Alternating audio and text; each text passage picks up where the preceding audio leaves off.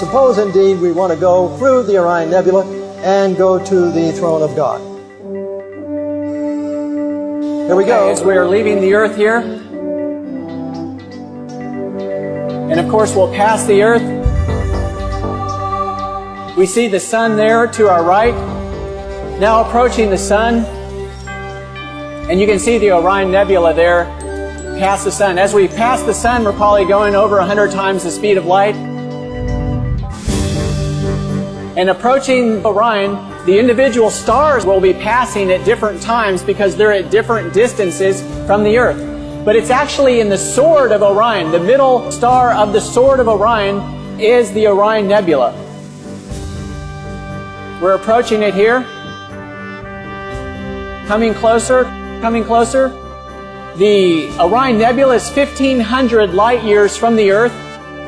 That cavern is actually 100 light years wide. You go into the center of that cavern. We're circling around the trapezium cluster here. This is actually something you can see with a home telescope if you're interested in looking at it. You won't see the nebulosity, but you will see the trapezium. Going through the trapezium, continuing past the trapezium, as we come to heaven, to the city of New Jerusalem with the foundations of precious stones, the gates of pearl.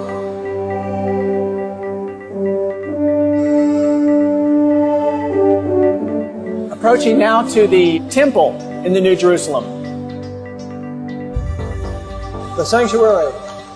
And as we go to the sanctuary, what are we going to end up with? There is indeed right before us Christ the great high priest and the Ten Commandments. And the Ten Commandments. The Ten Commandments. Fixed right before the throne of God. Jesus Christ himself, the author of them all, ministering before the Ark of the Covenant, the mercy seat. David, and after we are there, what's going to happen in return? Of course, Jesus, at the time of the second coming, will step out of the most holy place. He will begin to come back to the earth. Of course, Jesus leaving the New Jerusalem there, coming through the open space in Orion. There's the trapezium now. As you exit Orion, that great bowl configuration surrounding Jesus on his return will of course be millions and millions of angels surrounding him. Of course, as Jesus himself speeds toward the earth at thousands of times the speed of light,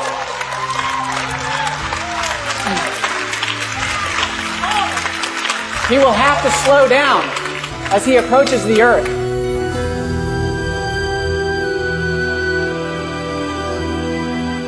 Coming through the solar system, he passes the sun, of course doing many times the speed of light until he gets close to the earth, slows down. The people on the earth will first see a dark cloud.